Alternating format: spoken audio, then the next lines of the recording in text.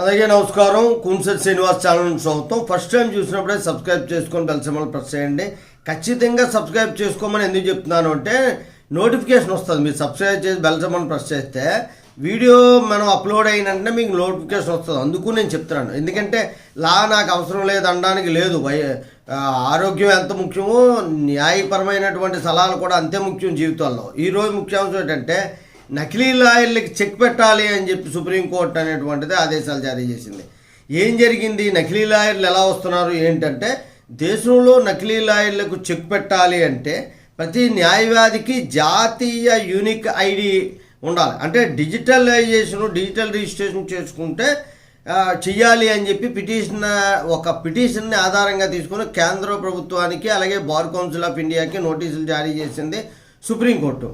Unique national advocate ID అనేటువంటి ఉంటుంది. భారతదేశంలో ఎక్కడికి వెళ్ళినా నా ఐడెంటిటీ కార్డు కానీ చూపిస్తే దాన్ని క్యూఆర్ కోడ్ చేస్తే మొత్తం వివరాలన్నీ తెలుస్తాయి. నిజంగా ఏ ప్రాంతంలో ప్రాక్టీస్ చేస్తున్నాడో ఏంటి అన్నటువంటి విషయాలు తెలుసుకోవడం కోసం చేసింది సుప్రీంకోర్టు.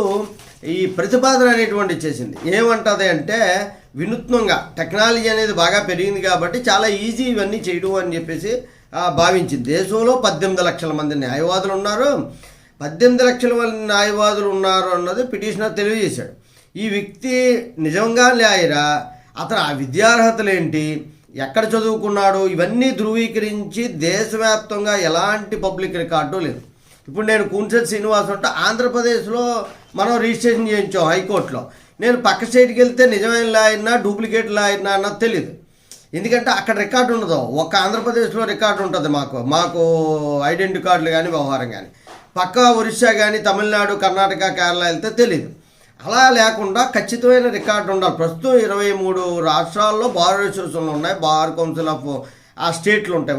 మనకైతే ఏపీకి అయితే ఏపీ, తెలంగాణకి అయితే తెలంగాణ, తమిళనాడు అలా ఉంటాయి. అలా కాకుండా కేంద్రం ఏముంటుందంటే నకిలీ లాయర్ల చట్టాన్ని కళ్ళుగప్పి తిరుగుతున్నారు. మొత్తం భారతదేశం అంతా యునిక్ ఐడి కార్డు కానీ ఉంటే వాళ్ళు అలా చేయడానికి ఉండదు అని చెప్పేసి డిజిటలైజేషన్ చేసిమంటుంది.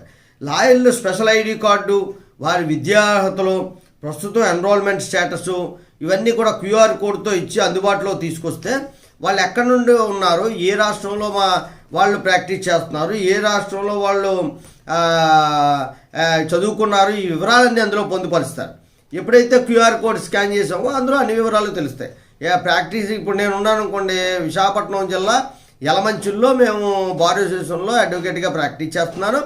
తర్వాత నా పేరు, మా తండ్రి పేరు, నేను ఎంఏ చేశాను, బిఎల్ ఎక్కడ చేశాను, అలాగే దాని తాలూకా రికార్డులు అన్ని వివరాలు అనేవి చెప్తుంది అన్నమాట.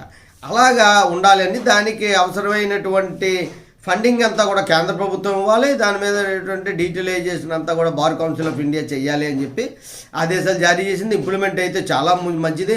ఎందుకంటే నేను అస్సాం వెళ్ళినప్పుడు హైకోర్టులోకి వెళ్తే నా ఐడెంటిటీ కార్డు చూపించారు. నిజమైన ఐడెంటిటీ కార్డా, డూప్లికేటా, లేకపోతే అది నిజంగా నేను అడ్వకేటో కాదన్నది తెలియదు. అలాంటి ప్రమాదాలు కూడా జరుగుతాయి కదా. అందుకని ఏం చేస్తారంటే క్యూఆర్ కోడ్ ఉంటే ఒకవేళ స్కానర్లు పెడితే అక్కడ స్కాన్ చేసుకుని నేను దర్జాగా లోపలికి వెళ్ళేటువంటి ప్రక్రియ కూడా అమల్లోకి వస్తుంది. త్వరలో అవుతాయి అన్ని డీటెయిల్స్. మనకు చాలా పెద్ద పాపులేటెడ్ కంట్రీ, 18 లక్షల మందికి చేయాలంటే ఆసామాసీ విషయం కాదు. జై హింద్, భారత మాతాకి జై.